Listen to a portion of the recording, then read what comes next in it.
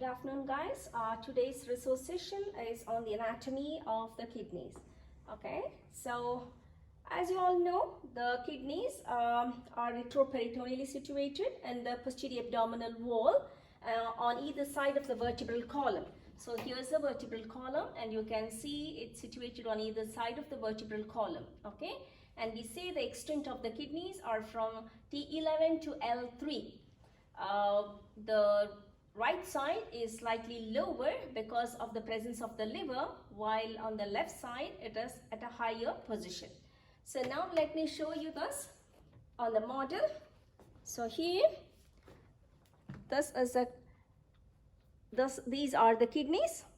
I hope you can see them well. So these are the kidneys. So this is the upper pole of the kidney here, and this is the lower pole of the kidney here.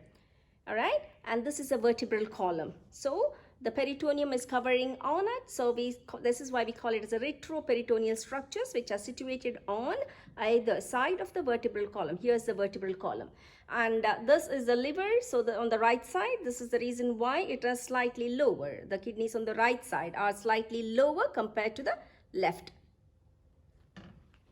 Okay, so let's move on to the surface anatomy. So the inferior pole of the right kidney, that's this inferior pole of the right kidney. So if you want to surface mark this is the iliac crest. So it is about a finger's breadth above the iliac crest. Okay, yeah. Now you all know about the transpyloric plane, and this is the hilum of the kidney. So transpyloric plane is at the level of the L1, so it's passing through the hilum of the kidney.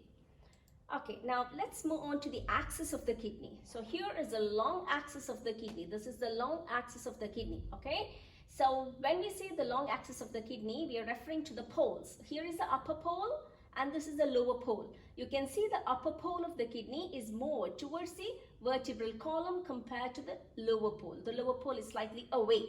All right, so which means that if this is the kidney here, okay, so this is the kidney here, sorry, this way, this is the kidney here. So if this is the vertebral column, the upper pole will be very close to it, while the lower pole is slightly away from it. Okay, this is what we mean. Okay, so this is the upper pole, this is the lower pole, and if this is the vertebral column, so upper pole is very close to the vertebral column, while the lower pole is slightly away. So this is why we say the long axis is directed downwards and laterally this way. Okay. Let's move on to the transverse axis. So here is the transverse axis. This is the transverse axis. This is the transverse axis, and you can see it is lying backwards and laterally. You can see it's lying backwards and laterally, and it's lying on all these muscles here. Okay? Yeah. Now, how are the kidneys kept in position? It's mainly a few factors which contributes towards staying in position, kidney staying in its location. That is, first of all, the neighboring viscera, all the viscera, like here we had the liver, the stomach, and all those viscera which are lying close to it, they keep it in position. Plus, we have at the hilum, you can see these structures, that is the arteries and the veins. Even they are anchoring it to the vessels, right? Third is when we look at this area, so here around the kidneys we have fat. So we have perirenal fat as well as a pararenal fat. So these both keep the kidneys cushioned and nicely in position there. So basically pressure from the neighboring viscera, then we have perirenal and the pararenal fat, and also the stalk or the pedicles of the kidneys, okay, help them anchor to the vessels. All right, moving on to the surface marking of the kidney. So we have surface marking. We'll start with the anterior surface marking and then proceed to the posterior surface marking, which we otherwise call as the Morison's parallelogram. So let's start with the anterior surface marking. So you all know that the hilum of the kidney is located at the vertebral level L1, right? You draw 5 centimeters away from it, and that would be the hilum of the kidney. Okay. Now, what about the upper pole and the lower pole? The upper pole is about 2.5 centimeters away from the T1, and remember that If it is the right kidney, it's slightly lower, while this would be for the left kidney. While the lower pole is about 7.5 centimeters away from the L3. Okay, so this is the anterior surface marking. Now let's move on to the posterior marking, otherwise we call it as the Morison's parallelogram. So what do we do here is go back to this picture again. So here is the T11 and this is L3, right? So we need to mark 2 points, okay? One point is at the T11, okay? The other point is at the L3. So we have to mark 2.5 centimeters away from T11 and also 9 centimeters away from T11. Likewise, we need to mark 2.5 centimeters here and 9 centimeters here. And now what we're going to do is we are going to join these lines, and here we get a quadrangular area, this area, okay? So now this 2.5 centimeters away, as we said, you know about the upper pole will be 2.5 centimeters away from here, right? While on the left side and the right side, you know, since it's lying at a lower level, it will be at the T12 vertebral level. Okay, now if you look at this picture here again, thus easily you can say that this is the right kidney, the upper pole, while this is the upper pole of the left kidney. Okay. Yeah, now moving on to the renal angle. So what is renal angle? So here is a 12th rib, and this area is for the rectus spinae muscle. If you look at this picture here, so here is 12th rib, and here would be the rectus spinae muscle. So the angle made by the lateral border of the rectus spinae and the lower part of the 12th rib. So that would be the renal angle. So why do we need to know the renal angle? Because if there is any perinephric abscess, okay, so that would cause swelling and tenderness around this area, that is the renal angle. So the patients come complaining about tenderness in this area, okay, because the kidney is lying very close to this area. Okay, so let's move on to the coverings of the kidney. So the coverings, so we're going to start within, that is inside to outside, within outwards. So the first covering, which we call it as a true capsule, or we call it as a fibrous capsule. In this picture, this is the peeled true capsule. So what is it made up of? As you all know, it is made up of the condensed fibrous stroma of the viscera itself. Any true capsule is a condensation of the fibrous stroma of the viscera itself, okay? And you can see how it is nicely covering the outer surface, and then it goes in to cover the sinus. So here is the sinus, the space is the sinus, okay? All right, so now what is the clinical importance of this? Now sometimes if there is sudden loss of fat around the kidney can sink down into the pelvis. So this is called as nephroptosis. So in such condition, what they do is they simply remove this layer, okay, and try to fix it, surgically fix it to the muscles around at or related to the posterior surface here. So you can see here, this is how they're trying to do it. Okay, so they remove a small flap here and then try to fix it to the muscles lying adjacent to it. Okay, now let's move on to the next layer. So as I said, we are going from within outwards. So the second layer where I have put stars, so this is perinephric fat. So this is the area where you see the fat around the kidney. So peri is around the kidney, okay? And you can see it's nicely going inside the sinus too. So this is the perinephric tag of fat. Now next is the renal fascia, which is otherwise the false capsule. It has got another name called as the fascia gyrata. Okay, so here it has got two layers. One is the anterior layer and the posterior layer. So anterior layer and the posterior layer. Okay, so if you're going to trace it, once it is covering the whole of the kidney, so this is the lateral side of the kidney, while this is the medial side. On the lateral side, it is connected to a fascia, that is fascia transversalis. So if you're going to trace it on the lateral aspect, both the anterior layer and the posterior layer, they merge at this point and then they are connected to the fascia transversalis. But what happens to it medially? Okay, the anterior layer is otherwise called as the fascia of Told. This layer is otherwise called as the fascia of Told, and the posterior layer is known as the fascia of Zuckerkandl. Okay, yeah, so the same picture again here. So this is the sinus. Okay, so here you can see the anterior layer, this is the posterior layer. When you trace it laterally, it becomes continuous with the fascia transversalis, while on the medial aspect, you can see that it is fixing itself to the connective tissue of the blood vessels, which we otherwise call as the tunica adventitia. So which means that any abscess here will stay put here inside this, and it cannot be moved to the contralateral side. Okay, so it will stay in this place. If there is anything here, because of the attachment of this to the adventitia here of the vessels, so all the abscess will stay inside this. Okay, so we know what happens if we trace the fascia medially and what happens if we trace the fascia laterally. Now let's see what happens if you're going to trace it above and below. Now let's look at this picture here. This is a coronal section, and let's try to identify the viscera here. That's the liver, and this is the transverse colon. And here is the kidney, and above it is the suprarenal gland. So let's trace this fascia as it goes above. You can see it is enclosing the suprarenal gland, and then it is getting attached to the diaphragm, inferior surface of the diaphragm. Okay, and what happens to it below? You can see that they are, okay, here the ureter is not seen, but actually it covers the ureter, and then you can see it's disappearing or getting lost in the extraperitoneal tissue. As we go down, we get to see the iliac fossa, so it gets lost in the extraperitoneal tissue of the iliac fossa.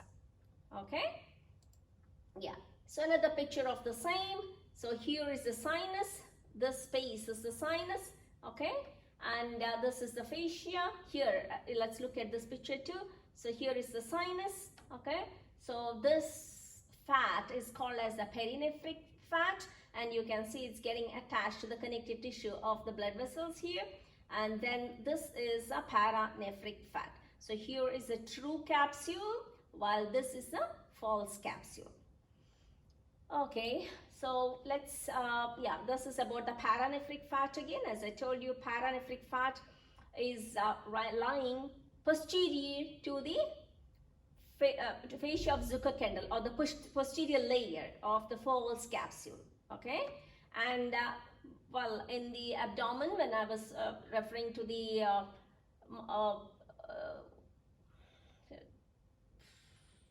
okay, continue. We can okay, cut. thoracolumbar fascia. Okay, so I will cut it. I will go back to this and then. Okay, so paranephric fat. So if you're going to look at the paranephric fat, yeah. So here, where do you see the paranephric fat? It is situated right behind the posterior layer, otherwise called as the fascia of Zuckerkandl. And also, this is a thoracolumbar fascia. So it is sandwiched between the thoracolumbar fascia as well as the posterior layer of the false capsule. Okay, so this is where you see the paranephric fat. Let's look at the similar picture again. So coronal section, that's a kidney, and here is a true capsule, and then we have the perinephric fat.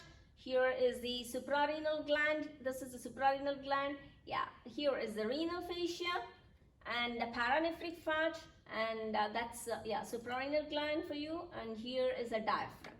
Okay, well, mobility of a normal kidney. So basically during full respiration, it can move one vertebral level up or down. Okay, so this is how it is. The range of movement is approximately around 3 centimeters, the vertical range of movement. Okay, so yeah, nephroptosis is something what I mentioned a while back. So this is not a normal thing. So what happens is, suddenly if there is loss of fat around the kidneys, the kidney can sink down. So when it sinks down more than 3 centimeters, that is its normal position. So which means that is nephroptosis. And okay, so how are you going to differentiate this from the ectopic kidney or the congenitally misplaced kidney. What you're looking for is the ureter, the length of the ureter. If the length of the ureter is normal, so which means that the kidneys have sunken down. While if the length of the ureter is short, that means there is a congenital anomaly there. Okay. And as you all know, what happens when there is sudden, dropping of the kidney down. So I've just put a funny picture here. You can see the arch vessels are being pulled down. There's a traction of the vessels. So this is why there will be intermittent pain, and the pain will be relieved when the patient lies down. Yeah, the role of the fat, the para and the perinephric fat. So it holds the kidney in position. And when there is sudden loss of weight, this is what you can expect. That is, all the fat is gone and the kidney can sink down. Renal transplantation. What we do is, like, we find a donor, okay, and the suprarenal gland of hers is saved. So we bring the kidneys down into the pelvic region, okay, so especially the iliac fossa. So, and then suture the vessels there. So you have the renal vessels suture to the internal iliac vessels, okay. And then this is the ureter. So ureter is very close to the urinary bladder. So you suture it to the urinary bladder. Yeah, I mentioned about the perinephric abscess. So I told you that it wouldn't go to the upper contralateral side for the reason that the connective tissue is firmly fixed to the adventitia, right? That is, the false capsule is firmly fixed to the adventitia of the blood vessels. But it can go down because, as I told you, the layers are not getting attached anywhere. Instead, it is becoming continuous or getting lost in the connective tissue of the pelvic cavity. Now, moving on to the parts of the kidneys. So, what are the different parts of the kidneys? So, we have two surfaces, anterior surface and the posterior surface. Of course, you know the ends. I mentioned about them. So, here is the upper end and the lower end, or upper pole or the lower pole, okay? And then the borders. This is the lateral border and this is the medial border. So, let's look at this one here. So here, okay, so this is the upper pole or the upper end, and this will be the lower end. This is the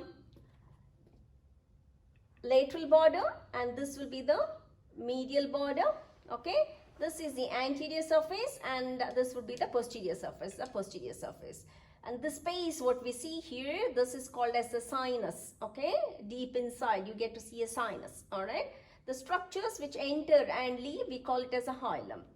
All right. So we will see the vein, artery and the ureter. That's how it is related. Vein, artery and the ureter. Okay. So let's move on to the posterior relations. So this is what you're seeing from the posterior aspect. Likewise, here is the kidney and the relations on its posterior aspect. So, well, we mentioned a while back that the right kidney is slightly lower compared to the left. So this is why the right is related only to the 12th rib on its posterior aspect, while the left will be related both to the 11th and the 12th rib.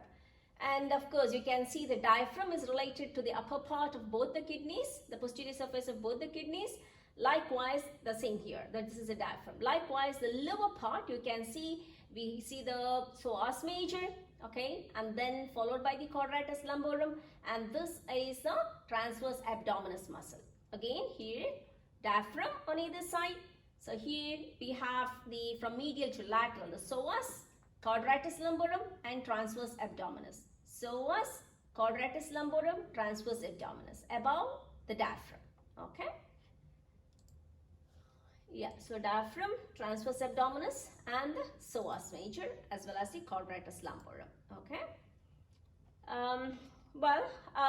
We shouldn't forget about the nerves which are related to the quadratus lumborum here.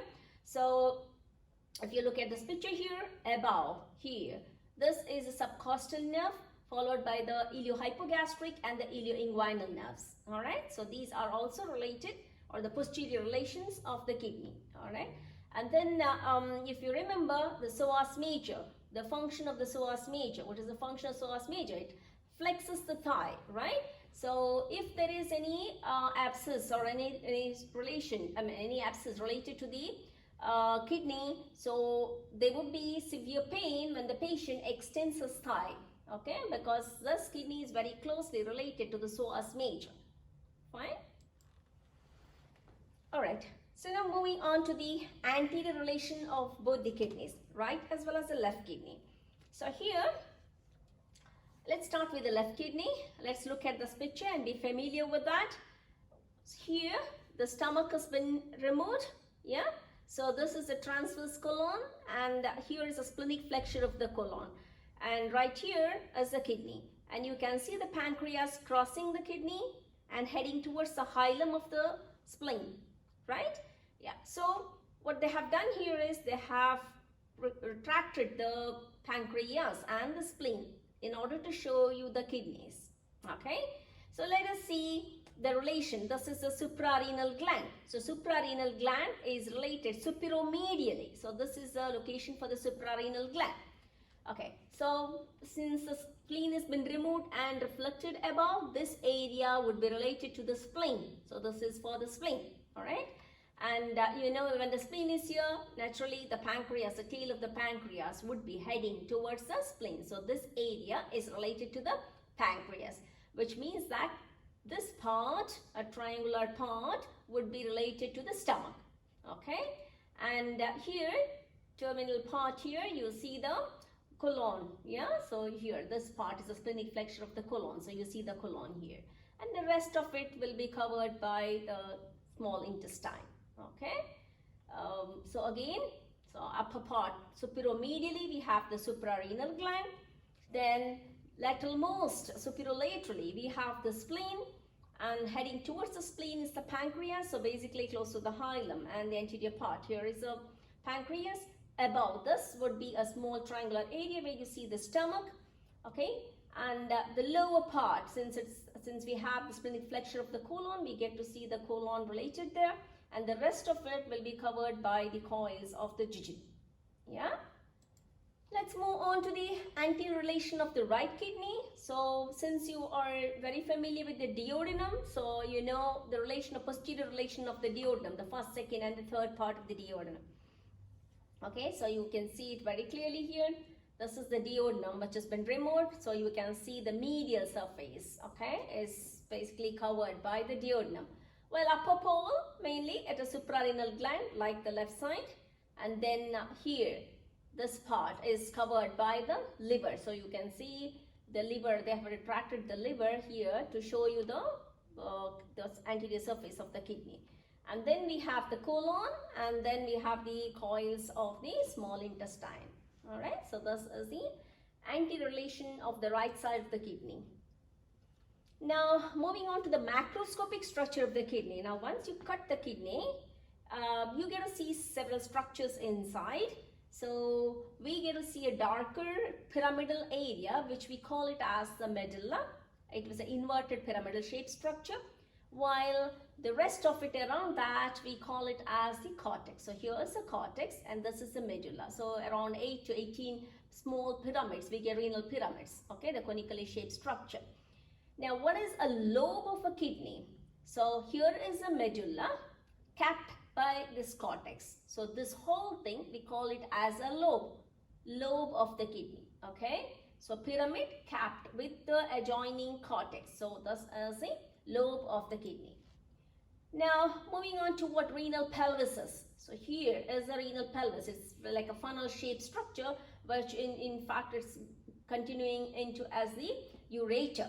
So if you look at this funnel shaped structure, you can see there are some things opening into it. So we have the major calyx. So this is the major calyx, okay? And into the major calyx, we have tiny 2 to 3 minor calyx openings. So here is the minor calyx.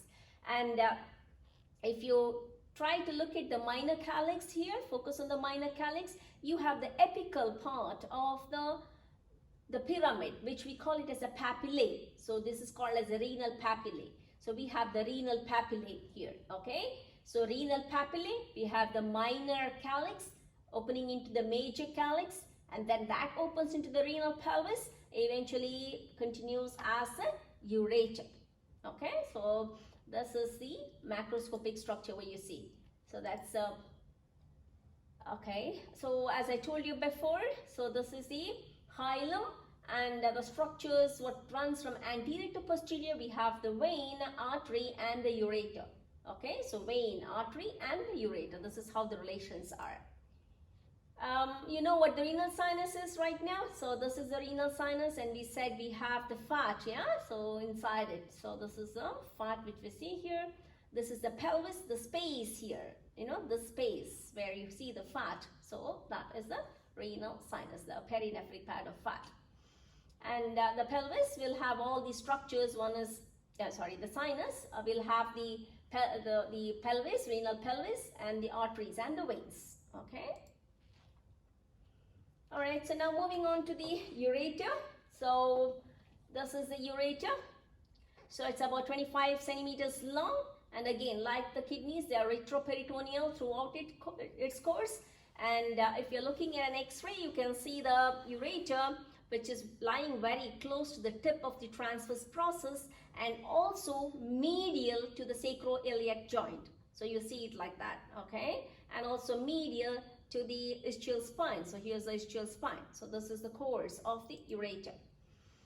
Now what is pelvis? The pelvis is the dilated upper end. This part is called as the renal pelvis, right?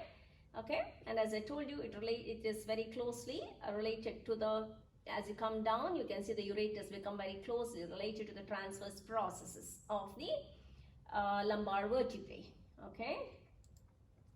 Now, the important thing what we need to know about is what are the normal strictures or the constrictions of the ureter. So this is where these are the potential sites for the obstruction by the stones, ureteric stones. So here you can see this is the lower pole of the kidney, and approximately that's the place where we have we call it as the uretropelvic junction. That's one site, okay, which is narrow, and that's a place where the ureteric stone can be lodged. The second is crossing of the iliac artery. So that's another site. And the third is as it enters the bladder. Okay. So one is pelviureteric junction. So at the pelvic brim. Okay. And the third is as it moves into the bladder. Now let's look at this image here. So you can see that there's certain amount of dilation here in the ureter, which means that there's some obstruction here. You can see the ureteric stone here. Okay. So that's very close to the pelvic brim. So that's a pelvic brim. So it is close to the pelvic brim. Now lymphatic drainage of the kidney and the ureter. Since they are situated here, majority of them gets into the lumbar group of lymph nodes. But as it's coming down here the ureters will be draining, the lymphatics from the ureters will be draining into the common iliac or external or internal iliac group of lymph nodes. Okay. Yeah, this is another important thing about the blood supply of the ureter. All right, let's look at the ureter here. Now, this is the renal artery, and you can see there are branches arising from the renal artery, and they're supplying the ureter from its medial aspect. Likewise, here is the gonadal artery. You get to see some branches to the ureter from the gonadal artery, approaching it from its medial aspect. Likewise, from the aorta, okay, and from the common iliac. But as you go down, here is the internal iliac and its branches. So it gets its twigs from the branches of the internal iliac, but it is approaching the ureter from its lateral aspect. So if there is any surgery done to the ureter, so we need to make sure that the arteries are pulled, or the ureter is been pulled towards the arteries, not away from the arteries. In this case, it has to be pulled medially, right? While in this case, it has to be pulled laterally away. That means we are pulling it close to this arteries where it's getting its blood supply from, so that we don't avoid any injury to the blood supply. Okay, now moving on to the innervation of the kidney. So sympathetic sympathetic innervation is derived from the preganglionic fibers, which are situated at the spinal cord segments from T11 to L2. Okay, so they pass via the lesser splanchnic nerves and the least splanchnic nerves, And here you can see it can synapse in the celiac ganglia, and then the postganglionic fibers can arise from there. Likewise here, it can go to the he can go to the superior mesenteric ganglion, and then from there it can form the renal plexus, and from the from there it goes to the kidneys. All right. So this is how it is, and I've just put up a picture here just to show you the superior mesenteric ganglion here, and this is the celiac ganglion, and how these splanchnic nerves are connected to the celiac ganglion and also the superior mesenteric ganglion. So here it can come to the superior mesenteric ganglion. From there the postganglionic fibers will go to the renal plexus. Likewise from here it can come to the inferior mesenteric ganglion, go to the celiac plexus, go to the renal plexus, okay, and then supply the kidneys. So what happens if there is any ureteric colic pain arising due to the stones? So you know about the referred pain. So visceral referred pain will be felt at the cutaneous segments sharing the same level of the spinal cord, that is T11 to L2. Okay, so basically you can see the pain radiating from loin to groin. Okay, so this way, loin to groin. Okay. So if the genitofemoral nerve is involved, in that case the pain can extend to the thighs and also into the scrotum. All right. So this is the genitofemoral nerve. So this is the route of the pain. Renal arteries. Basically, you know that a pair of renal arteries which takes origin from the aorta. But not always will you see a pair. More than 25% of the cases, we have more than 1 or 2 pairs of the renal arteries. Okay, you know the level of it. So it takes origin from the L1 and L2, the intervertebral disc between the L1 and L2. Okay, so renal arteries, as it gets into the hilum, so it basically divides into anterior division and posterior division. So this is the big anterior division, and then you have a smaller posterior division. Okay, what it does is renal artery gets into the hilum, divides into a large anterior and a small posterior branch. Now after that they give small branches called as segmental branches, and we call these segmental branches as end arteries. Again, we have renal artery dividing into a large anterior and a small posterior. Now this anterior and the posterior branches will further divide into segmental branch. Now from the posterior you have only one segmental branch. From the posterior you will have only one segmental branch, that is the posterior. Okay, while the anterior we have 1, 2, 3 and 4 branches. So we have apical, inferior, and then we have anterosuperior and anteroinferior. All right. So we have 4 branches coming from the anterior, while 4 segmental branches coming from the anterior division, while only 1 division coming from the, or 1 branch coming from the posterior division. Okay. So what do you mean by Broddel's bloodless line? As I told you, all these branches, as they go forward, they break up into small arterioles here, small branches here, but they end up here. They do not anastomose. For example, the posterior branches arising from the posterior branch will not anastomose with the branches of these anterior segmental branches. Okay, so basically this area we call it as the bloodless line, because those are end arteries. There is no anastomosis between each other. So again, let's go to the anterior branch. We just review it. Anterior branch, posterior branch, and then we have the segmental branches. Okay. Now segmental branches coming from this are 4. Okay. While on the posterior is only 1. Now what happens if you keep tracing the segmental branches? Remember I told you this is one lobe. What is a lobe? This conical structure, that is the medulla, capped by the cortex, is one lobe. Likewise, this is another lobe. The space between these two we call it as interlobe. Okay, so the arteries which is traversing the space is called as interlobar branch. Okay, so we have the segmental branch continuing as the interlobar branch.